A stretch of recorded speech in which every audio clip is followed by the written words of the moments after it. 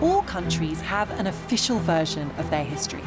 Ours is about a nation that won 2 world wars, a navy that ruled the waves, and a global empire in which millions of foreigners were grateful to be British subjects. But there is another side to the story. Our heroes often have an ignored side, a toxic past, where they were involved in the deaths and suffering of millions. Across the world, people are looking again at their national heroes. And protesters are demanding their statues be torn down. Well, I think it's high time that we start to really think about the complicated and quite negative history of a lot of British heroes. Churchill was a racist! Now the argument has come to Britain.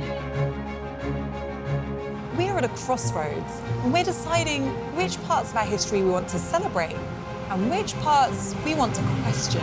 So I'm going to explore whether there is a dark side to our greatest national icons. God bless you all.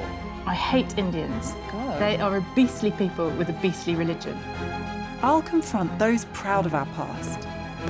I don't think apologising for it does any good to anybody. It's too late for that. And even my Twitter trolls. If it comes to having the statue removed or you being locked up, I think I'll go with you being locked up. I'm going to be questioning everyone and everything to find out whether we should bring Britain's heroes tumbling down.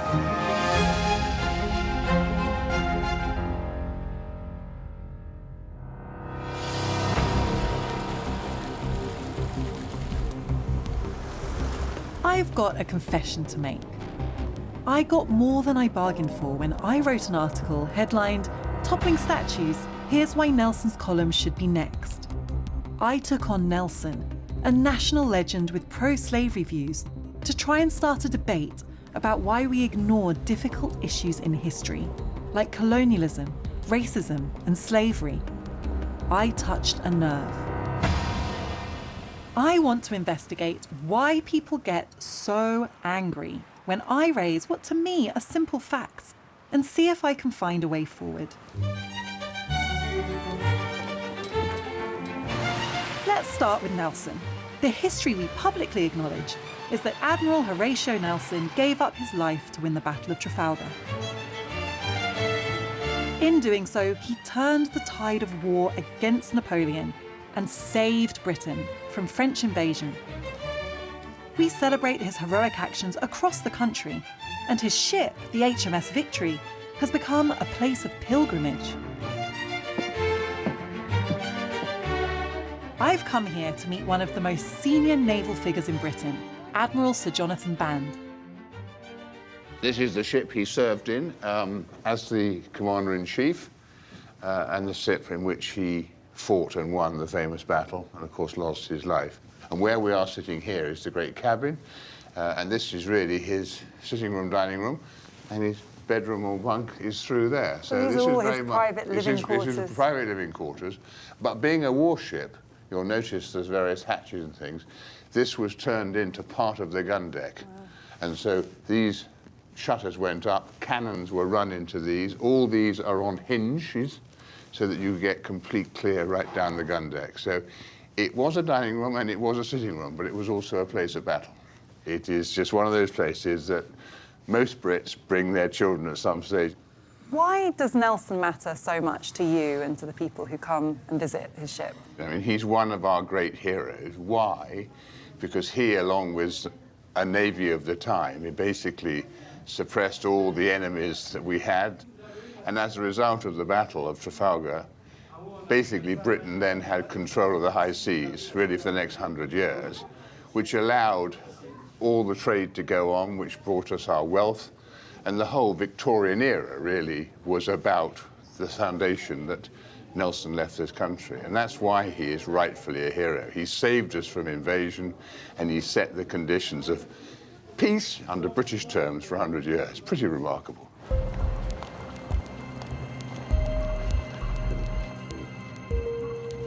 When you do start to question the version of history that we're used to hearing, people get really, really angry. And I know this because that's exactly what I've done. And social media is the place where this thrives. When I've put out questions that challenge our received wisdom about the past, the response I get is literally a torrent of abusive and sometimes even quite threatening messages. I am English, you are not. Don't mess with my family history, which contributed to the country you have today. It's really this idea that people like me, who are perceived as coming from somewhere else, have made no contribution. And there's a lot more where that came from. This woman gleefully injects poison into the nation's bloodstream and should be prosecuted for stirring up racial hatred. Wow.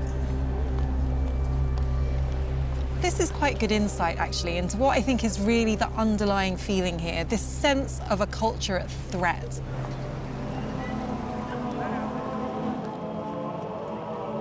While we rush to protect Nelson's legacy, when it comes to the most divisive moral issue of his age, I believe Nelson was on the wrong side of history. I've come to St. Paul's Cathedral. It's the most sacred spot in the Nelson story, where after a lavish 5-day state funeral, he was laid to rest. I'm here at his tomb to meet the authority on Nelson, Professor Andrew Lambert. So when it comes to Nelson's flaws, I feel that there's part of his history that is often left off the table. The transatlantic slave trade, which, was an intrinsic part of Britain's economic prosperity at the time. Is there anything that you can show me that can help us understand exactly where Nelson stood on that? Nelson is, as a sea officer, is involved because everybody who is in the Royal Navy is involved in protecting British commerce. And some of that commerce is the transatlantic slave trade. So what I brought with me are 3 pieces of correspondence where Nelson refers to the slave trade and slavery in the West Indies. Nelson's letters are revealing. And it's Negroes and cattle. Not only did he lead the Navy in the West Indies, where the economy was built on slavery and the slave trade, he befriended the slave owners and admired their wealth. He then married into a slave-owning family and held his wedding on a slave plantation. Later, when the campaign to abolish slavery began to tear Britain apart, the slave owners wrote to Nelson asking him to use his status to stand against the abolition movement and its parliamentary figurehead, William Wilberforce. What is interesting about Nelson's reply to this is that he does refer to Wilberforce by name. And he says, "And neither in the field nor in the Senate shall their interest be infringed while I have an arm to fight in their defense, or a tongue to launch my voice against the damnable and cursed doctrine of Wilberforce and his hypocritical allies." So Nelson is quite happy to support the slave trade because, as he sees it, it's part of the British economy, and it's his job as the servant of the state to defend that. Nelson was in the place where this was happening. He was friends with the people doing it. He was married to the daughter of one of the people doing it. He really should have known better. No, he knows what's going on, but he doesn't see any occasion for a servant of the state to change state policy. It is not a critical defect of Horatio Nelson that he wasn't an advocate for the abolition of the slave trade. It tells us a great deal about the 18th century. If he'd have had some basic compassion for the actual Africans living this, it might have seemed a bit more of an urgent problem.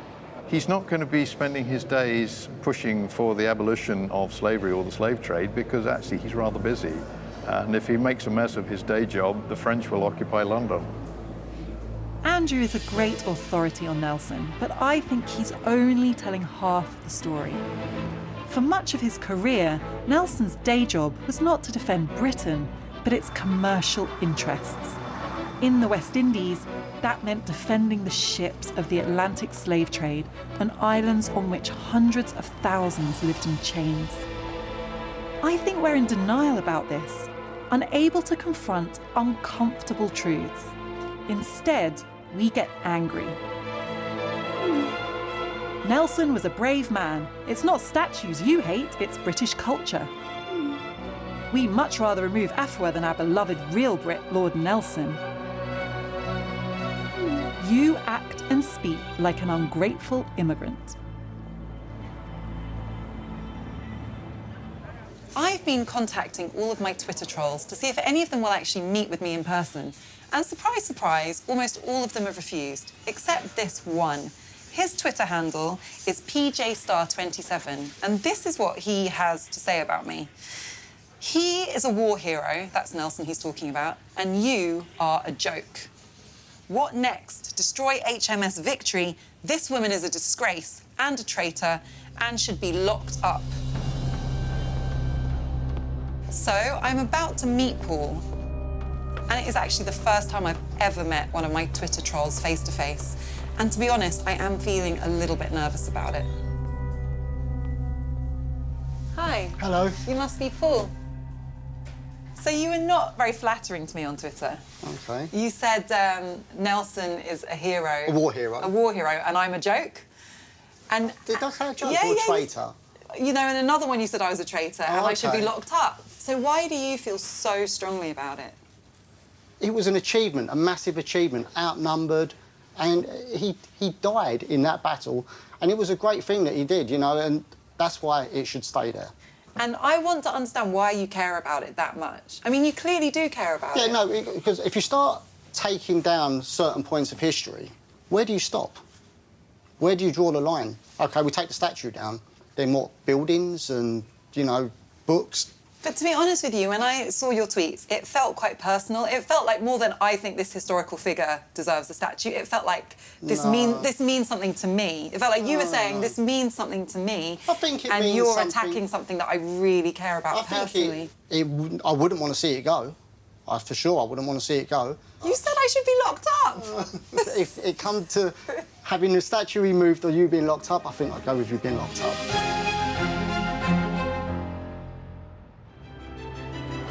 When I started looking into whether we as a nation can really confront the problems of our past, I hadn't fully grasped just how much heroes like Admiral Horatio Nelson meant to people.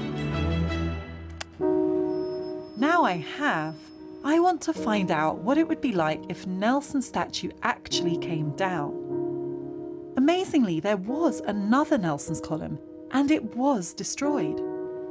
This statue in Dublin was known as Nelson's Pillar. Built 4 years after Nelson's death, Irish Republicans increasingly saw it as a symbol of British oppression. Then, in 1966, the IRA blew it up. They've just completely destroyed it. It's a pile of rubble. When you see it like this, it does feel like quite a brutal act to destroy a statue like that. Because it's more than a statue, it's a landmark, it's part of the city that people know. And to see it just a kind of pile of dirt and bricks, it's pretty dramatic. There's something quite sad about it, actually. I'm surprised, because I don't feel like someone who's hugely sentimental about statues, but when you see it destroyed, it does definitely have an emotional resonance. I can see framing this debate around toppling Nelson was a distraction. What I really care about is whether we can have an honest dialogue with our past. That would mean remembering Nelson not only as a naval genius, but as a man who supported slavery. Surely we can tell more than one side of our history. I'm going to put this to Admiral Sir Jonathan Band. Can we agree that the details of what Nelson thought and what the Navy's role was should be part of the history when it comes to the slave trade, in the context, and in it the is. proper There's context? nothing hidden about it at all. Do you think most of the visitors who come here and who kind of are interested in the history of the Navy know about that? Because I don't feel like it's that accessible. There's nothing hidden, I can assure Because you. if But I'm not for saying, as you walk on to victory, be aware that Nelson was part of a society that accepted slavery. I mean, that is just no point doing that. But, you know, I do accept that we were part of a society that accepted slavery, and indeed we were part of a society that was very dominant in slavery. And that belongs in the facts, even if it's not the main thing you first see when you come Yeah, onto that's the fine, ship. and I'm very happy to declare that and to say it. Very much so. I'm glad the Admiral feels that way, but I still feel that we conceal part of Nelson's story. Nelson was not just part of a society that accepted slavery, he was actively engaged in defending the slave trade. And despite what the Admiral says, I do think this history remains hidden to most.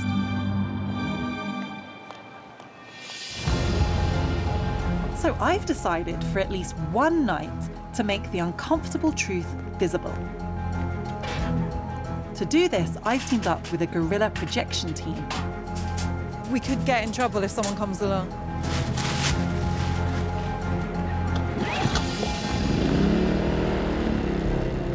It's time for Nelson's column to display his true colours.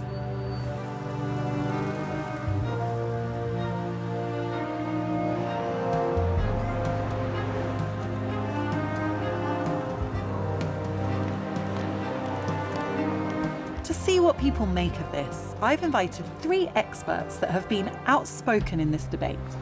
Nelson did some pretty nasty things, but he also saved this country, and he's a great working-class hero. And if you say to the British people, he's not a hero, he's a slaver, and he's a bad person, pull him down, what are you going to do to the British people? You're going to divide them. We don't want that. Can Come we not together. have both? I only personally heard that Nelson was in favour of slavery recently, because that's how erased it is from our history. So I think it's high time that we start to really think about the complicated and quite negative history of a lot of British heroes. This business of vilifying chunks of the past, because we don't like it, doesn't suit my interest, it's a silly thing to do. It enrages some people, it clouds the debate with anger. Just try and calm down and tell the story. Leave Nelson where he is. Leave him alone. I just can't understand why it's so difficult to convince our nation to tell both the good and the bad of our history.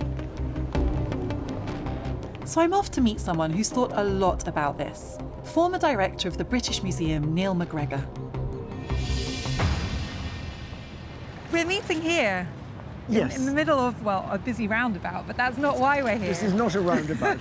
This is probably the place where you can best see how Britain thinks about its military history over the last 200 years. It's the great, glorious imperial history. What is interesting, I think, is how unquestioning it is. It's just, we won, here's the monument, good for us. There's no mention of the victims on the other side, and there's no thought of who caused all this. And of course, the powerful nations all share responsibility. Is it fair to say that Britain is a country in denial? Yes, we tend to move pretty quickly through the awkward bits, like the slave trade, like colonial oppressions, like other injustices, and focus on the good bits, either where we won a victory or when we were doing good things. We want to use our history to reassure ourselves, to tell ourselves that we've basically been good guys. We were on the right side of it. We were on the right side of it. I think very much, with an individual as with a community, your memories are your identity. And we're choosing our memories very selectively at the moment. And I think that's very dangerous. That's why all this matters, because if we don't ask the right questions about what happened to us and how we behaved in the past, we're not going to get it right for the future.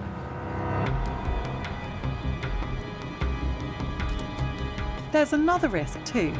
There are people directly affected by this history. As our society has changed and become more diverse, and the versions of history that we know through our own family stories has changed beyond recognition, the version of history we get from our statues has stayed exactly the same. And I think it's time that that changed. It's not just me calling for change. All over the UK, people are now demanding we are more honest about our history.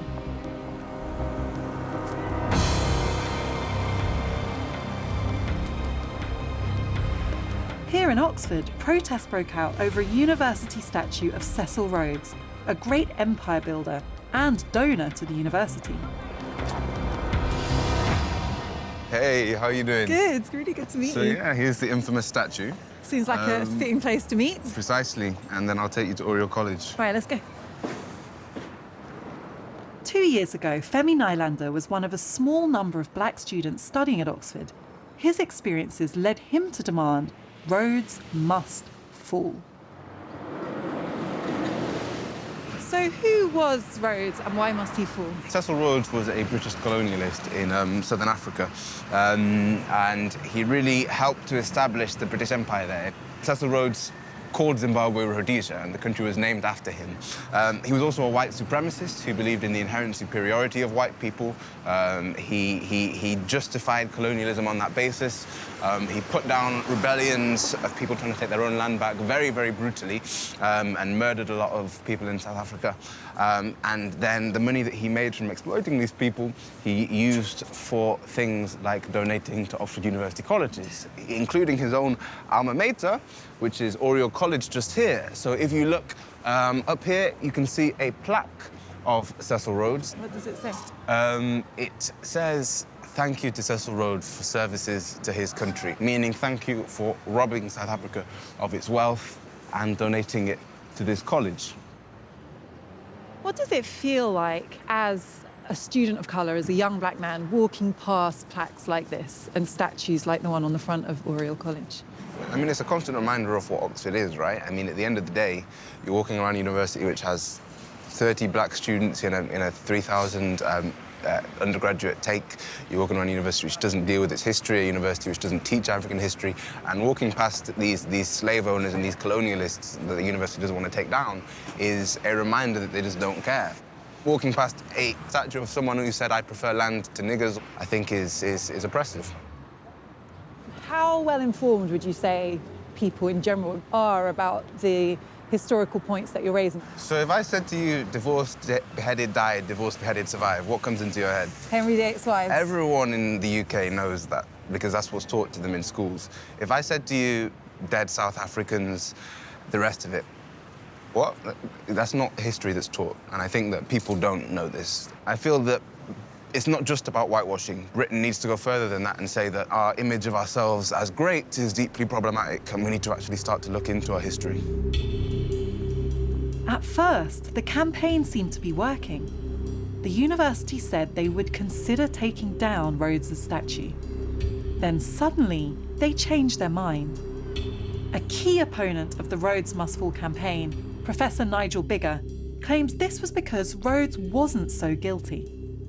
So learning more about Rhodes led them to believe that he didn't deserve to be taken down. Is that because they saw what you see in him? I mean, the Rhodes Must Fall campaigners accuse him of being a genocidal racist, and the historical record does not bear that out. He killed a lot of black people and was indifferent to the suffering of others, and he laid the foundations for apartheid. He forced blacks into the labour market in punitive terms under which they still live.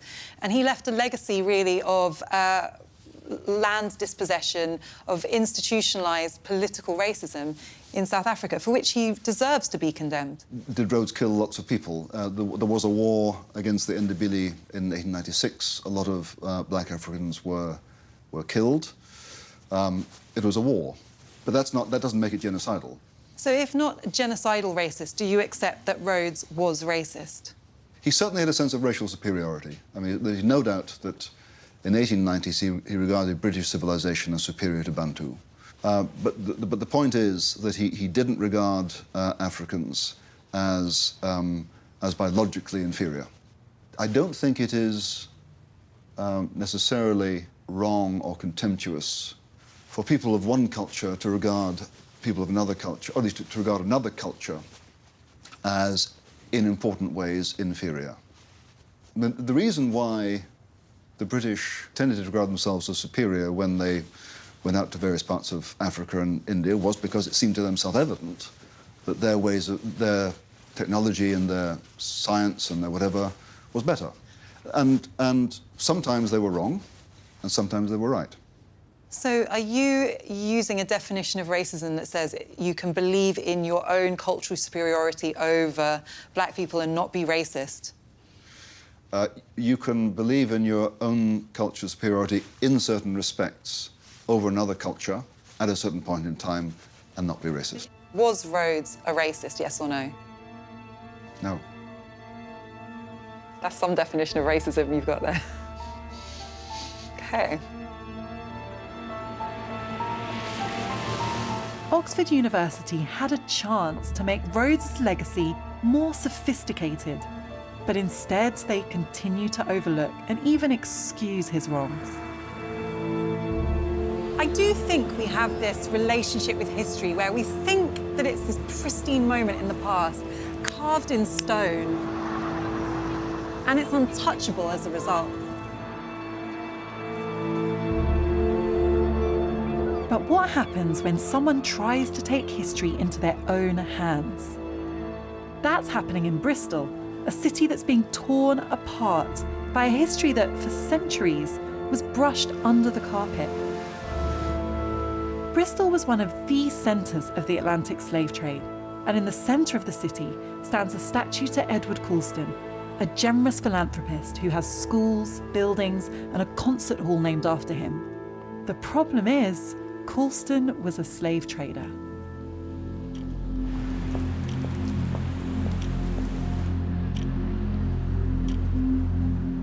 I'm really excited about this. I'm about to meet someone who doesn't usually speak on camera. He's a street artist, and he's been going around Bristol, recorrecting the history himself.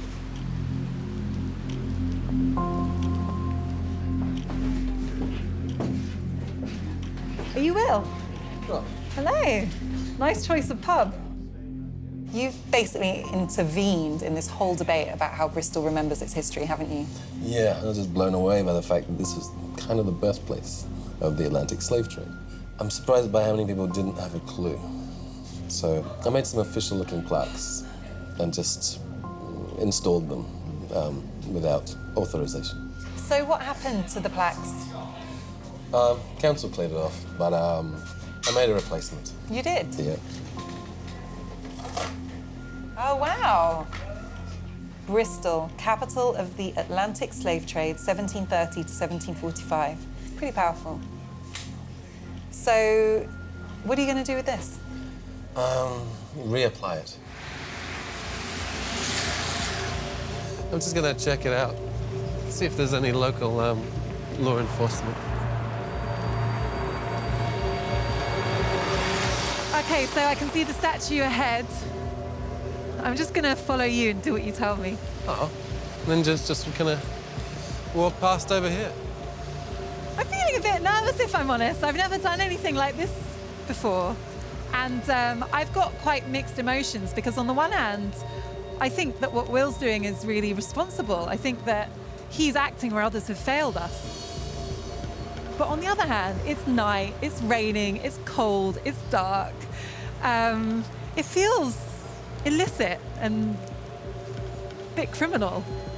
I'll let you stand back here and I'll just go and do some stuff.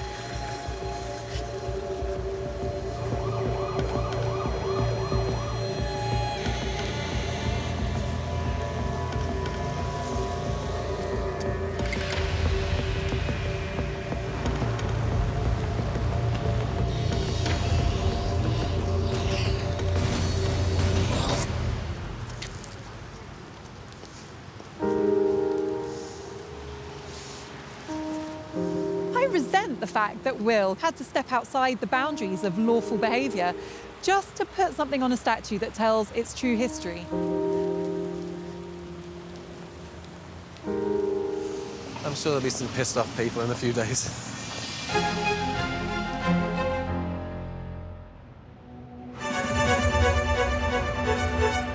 As I've explored the controversy surrounding British heroes, I found us Brits, more than other countries, depend on our history to feel good about ourselves. But our way of looking at history isn't the only approach. I've come to Germany to see a different model.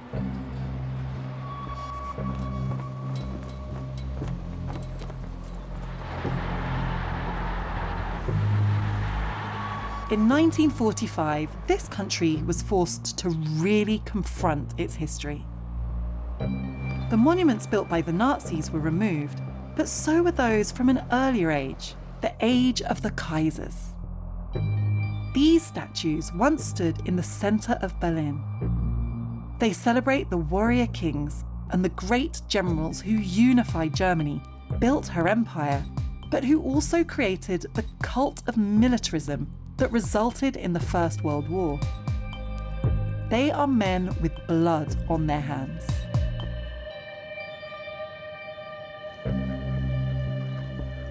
Their statues were taken down, but rather than being destroyed, they've been gathered together here at the Spandau Citadel, an old fortress on the outskirts of Berlin.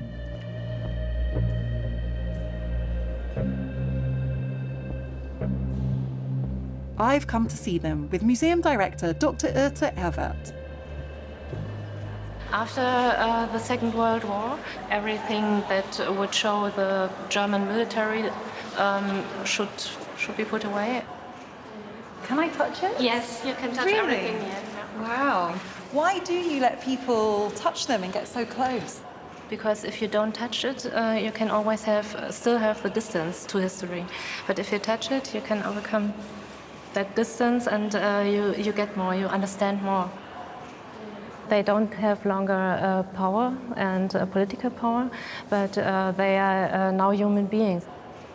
This idea that you have of putting these statues in this space is so different from the way we treat statues in Britain. And I think it's fascinating because people often accuse someone like me, who's interested in telling a different version of the past, that I'm trying to erase it. But do you think this shows that you can take those statues down, but far from erasing the history, you're actually making it more accessible to people? Yeah, I think you're really right, because you talk more about it. You don't forget it. You don't ignore it if it's still outside. Just you walk away and you go along and you don't see it anymore. But here, you have to go there and you have to think about it.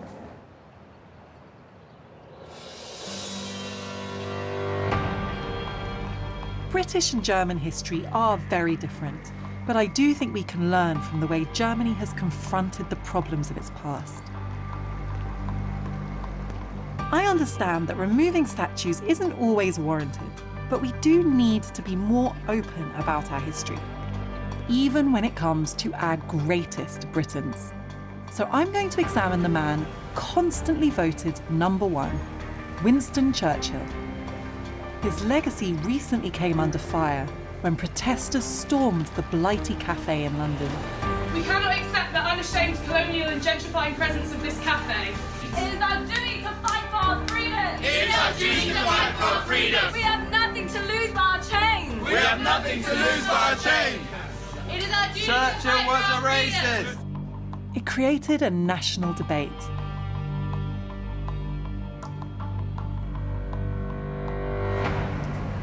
Churchill remains a potent figure in our national identity as the wartime Prime Minister who defended us against the Nazis. But even Churchill has a side we don't talk about. Dr. Yasmin Khan has been investigating the facts. This is an extract from Leo Amory's diaries. Amory was the Secretary of State for India, so he's in charge of Indian policy in London. And this is the bit I really wanted to show you. He writes in his diary that Churchill has burst out with this statement: "I hate Indians. God. They are a beastly people with a beastly religion." I've heard it described that Churchill had these racist views against Indian people, but I wasn't expecting it to be so blunt. He has this kind of eugenics, 19th century informed idea of how Indians are inferior to Western people. Churchill's attitudes towards India had consequences. In 1943, failed harvests and wartime blockades led to a famine in Bengal. So this document, As it was part of the British Empire, they turned to London for help, but very little came. By the end of 1943, 3 million people were dead of starvation and disease. the question is, could they have done something from London? Could they have thought about ways of alleviating this? Could they have planned ahead? The interesting thing here is this is Churchill's handwriting. This is the little comment from Churchill. And it's a bit enigmatic. It says, "What does this mean to you?" So he had personally seen this, which is warning of how dire the situation in India is.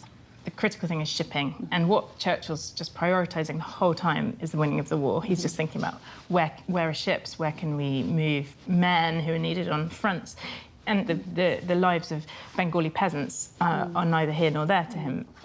When Australia and Canada offered aid, Churchill rejected it. And Yasmin thinks she knows why. Here we are. Winston, after a preliminary flourish on Indians breeding like rabbits. God, that's really like eugenicist-type language. It's also the fact that it's in the same breath as discussions about shipping and delivery of aid to the famine. So it's that kind of connection between his beliefs about Indians and the actual relief of the famine, and I think that's what's really pernicious. So what does this mean for Churchill's legacy? Most historians would tend to agree that hundreds of thousands could have been saved. The famine itself was beyond Churchill's control, but it's about how relief was managed. In Churchill's case, I think there's a punitive and slightly malicious element there, which means he turns his face away from sending aid when he could have done. So this wasn't just wrong, it was nasty. I think in Churchill's case, he was, yeah, nasty.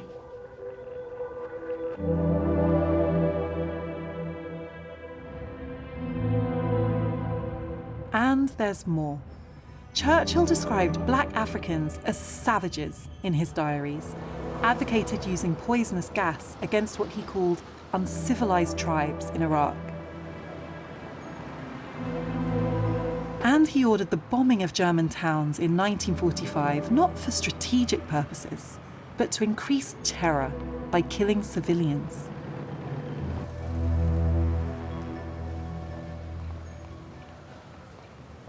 But is any of this represented in the museums dedicated to Churchill's legacy?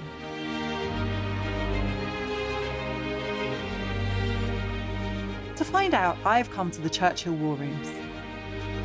From these underground bunkers in central London, Churchill directed the war effort and saved Britain from the Nazis. It's an incredible place, filled with information about Churchill.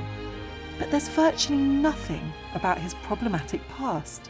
What's really remarkable here is the level of detail that this museum offers into every single year of Churchill's life. And that makes the information I'm looking for all the more noticeable by its absence. I think this other side of Churchill should be part of our national story. But to see if I can get traditionalists to agree, I'm taking my case to the so-called Honourable Member for the 18th Century, MP Jacob Rees-Mogg. I would like us to have a more nuanced recollection to figures like Churchill, who obviously helped Britain win the war, but at the same time said and did things that I think many people would regard as reprehensible. The question with Churchill is winning the war of such overwhelming importance that the things he said about various subjects early in his career can be overlooked. And I think in truth it is. I certainly accept that he had views about some forms of military action. He even at one point flirts with eugenics. But they're relatively trivial compared to that overwhelming victory against one of the greatest evils the world has ever seen. Is it fair to call them trivial? Some of his contemporaries, like Lord Amory, said they feared that Churchill's racism towards Indians, for example, which was well known at the time, was actually clouding his judgment about shipping during the war. I think he clearly gets India wrong.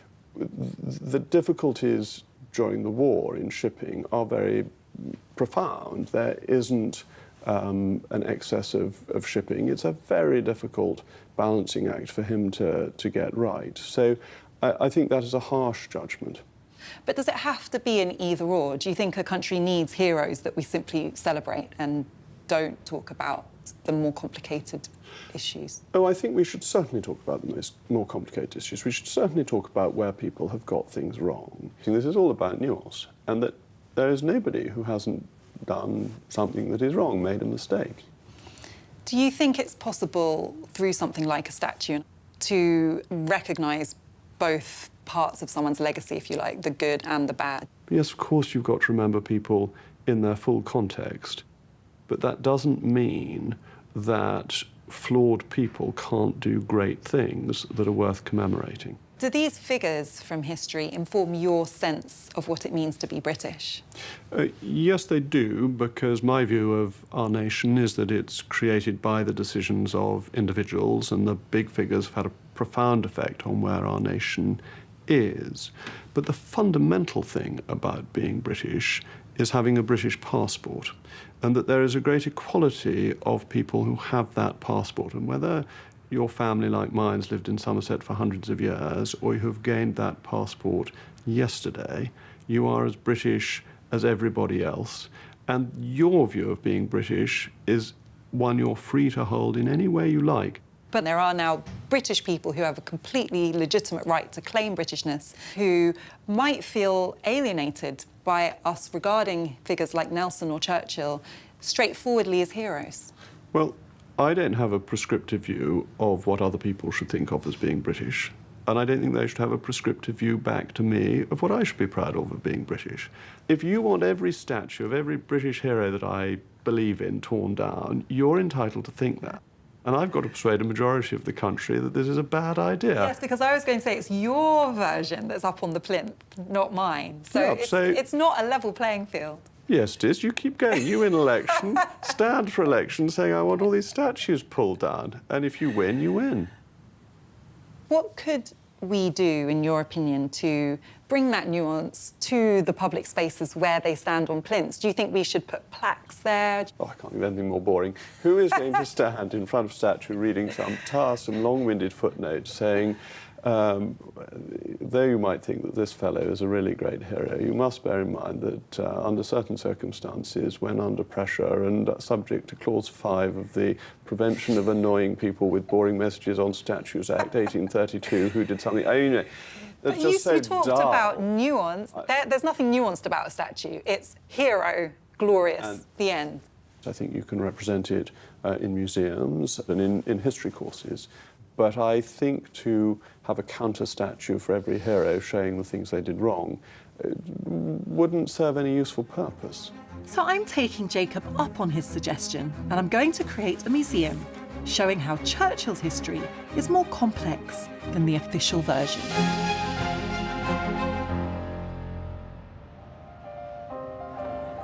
I started this journey asking how we should deal with our heroes' dark pasts. I believe we need to be more open about our heroes, even the greatest national icons like Winston Churchill. So to address this balance, I'm about to open my own museum dedicated to the other side of Churchill.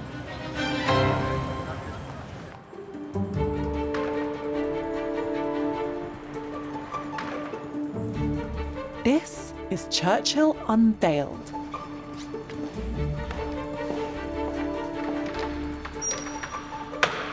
I've got all of the bits and pieces I've gathered, and I'm going to put them together in an exhibition.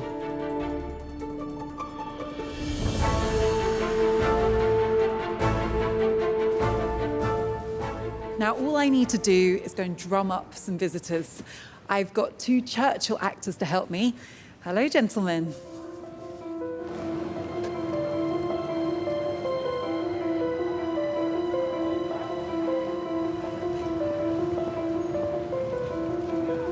Are you guys here for the Churchill War Rooms? We have another Churchill exhibition happening nearby if anyone's interested. There are some facts that you won't really find here that you will find in our exhibition. It's only today, so it's a once-in-a-lifetime opportunity. I guess now I've just got to wait and see what they make of it. It's Judgment Day. You ask, what is our aim? I can answer in one word: victory. Victory at all costs. Victory in spite of all terror. We shall defend our island, whatever the cost may be. We're just curious what you make of it. I studied history and I've never learned any of this stuff. Oh, wow. And it's quite hard reading it. It definitely kind of brings strong feelings of shame to the surface, which is perhaps why it's not easy to reflect upon these and perhaps why people ignore it. We shall fight on the beaches. We shall fight on the landing grounds. One of the people we've invited is Churchill fan Chris, the owner of the Blighty Cafe. We shall never surrender. I think, obviously, it's slightly one-sided. I don't see too much here about the great things he did. Also here is Nisha. She led the anti-Churchill protest at Chris's cafe. Churchill was a racist! I've managed to get them to agree to speak to each other for the first time. So Nisha, why did you do it? We decided to protest the cafe because around that area where you do have a lot of people who are migrants from countries that used to be colonies of Britain, to celebrate Churchill without kind of also having space to criticise the parts that he played within colonialism is, a disservice to those people. For many years, we've just been a small cafe going about its business, paying its bills, paying its taxes, with no inkling that some protesters may actually completely disagree with our business, which was a shock and which was quite painful as well, actually. I mean, as a result of that whole incident, now, Chris, you've come here and you've read all of these different, descriptions of what Churchill did and the kind of the atrocities that he also must kind of be held accountable for. We're all flawed. Winston's flawed. He's done some bad things, but he's done lots of great things. I still feel he's going to be a hero to me and to a lot of people. I mean, had the protesters said, look, can we come and discuss this? I would have loved to discuss I've learned some new things out of this. I didn't know all of the bad things that Winston has done, but I do think that there's a way to do it, and barging into our cafe was a harsh and unacceptable way to protest.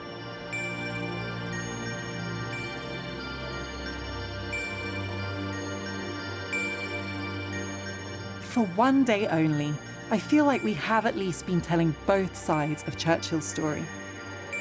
I think they should trust people to have the maturity to handle the good and the bad. I think everyone deserves to know the truth. History is loaded, man. It is. It's loaded. It's meant that people here have had conversations about history that they haven't had before. But it's only been for one day.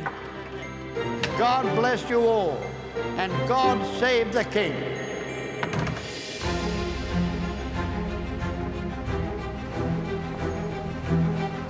I started this journey thinking about statues, about how they tell only one side of the story.